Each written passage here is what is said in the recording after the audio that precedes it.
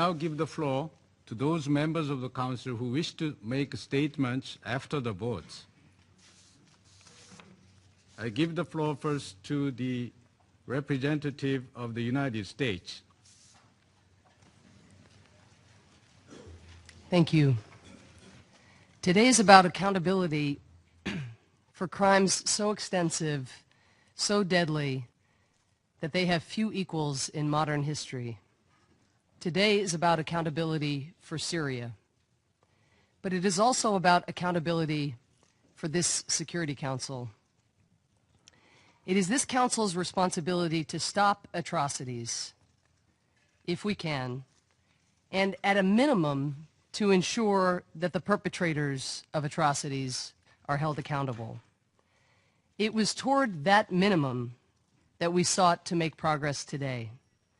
My government applauds the vast majority of members of this Council who voted to support, and the some 64 countries who joined us in co-sponsoring this effort to refer these atrocities to the International Criminal Court.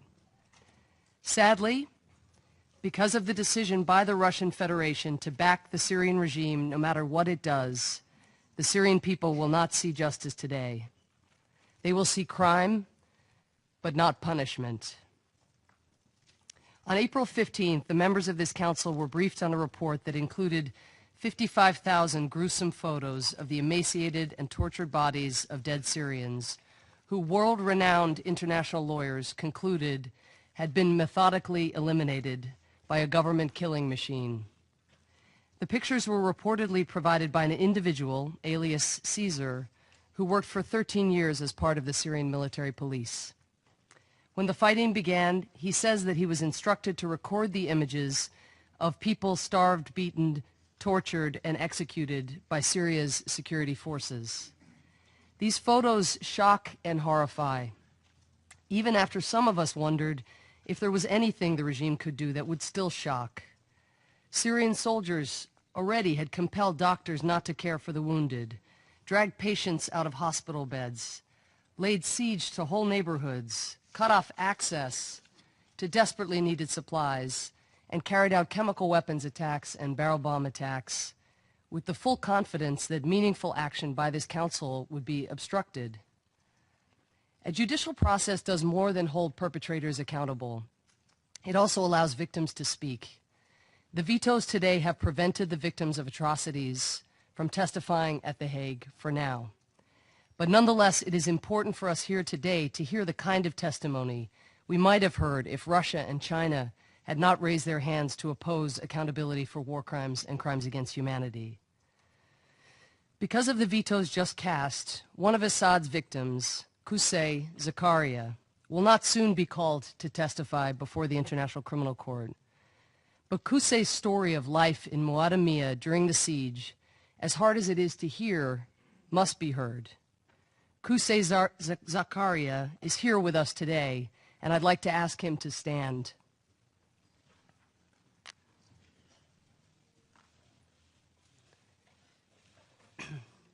Today I will tell Qusay's story as he told it to us. Qusay's home, Moadamiya, just outside of Damascus, was one of the Assad regime's prime targets. During the August 2013 chemical weapons attacks, Qusay ran out to the street and tried to help his neighbors. He quickly lost his ability to breathe. His eyes afire, Qusay's heart stopped, and he was left for dead before a friend stumbled upon him and realized he had again begun breathing. Qusay recounts his bewilderment as he watched neighbors suffocate, friends panic, and families perish. He remembers the face of a 13-year-old boy just a few feet from his home. He describes the boy as so innocent. He recalls he had done nothing. Yet the expression on this 13-year-old's face was the most terrifying thing Qusay has ever seen, as white foam streamed from his mouth and death crept in. If Qusay could testify, he might tell the story of his neighbor, Abu Muhammad, a waiter in Damascus, while his wife and daughter lived in Moadamiya. Abu Muhammad's daughter was 7 years old. She had a heart condition that required medication not available in besieged Moadamiya. So Abu Muhammad did what any father would do and attempted to bring her medicine from Damascus. He was captured by Assad's mercenaries, tortured with acid, and ultimately killed. His body was thrown on Highway 40. And without medicine to treat her heart condition, Abu Muhammad's 7-year-old daughter died. Qusai might also tell the story of Rana, an 18-month-old baby girl. Rana's dad ran a grocery store before the siege.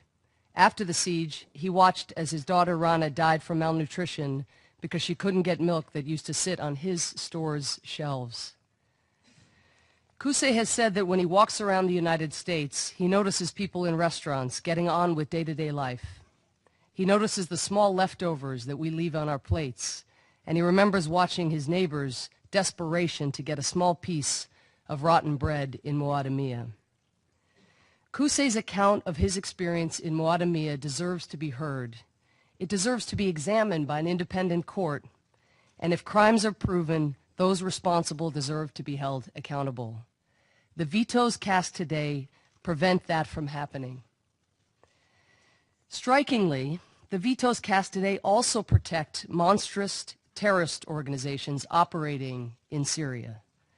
Those who would behead civilians and attack religious minorities will not soon be held accountable at the ICC either.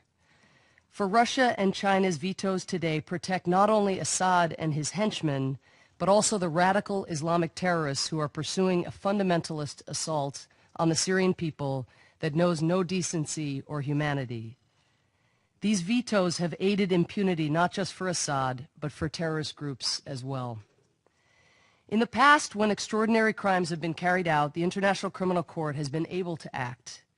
Why is it that the people of Uganda, Darfur, Libya, the Central African Republic, the Democratic Republic of Congo, Cote d'Ivoire, Mali, and Kenya deserve international impartial justice, but the Syrian people do not? Why should the International Criminal Court pursue accountability for atrocities in Africa, but none in Syria, where the worst horrors of our time are being perpetrated? For those who have asked the Security Council this very reasonable question, today you have your answer: the Russian and Chinese vetoes.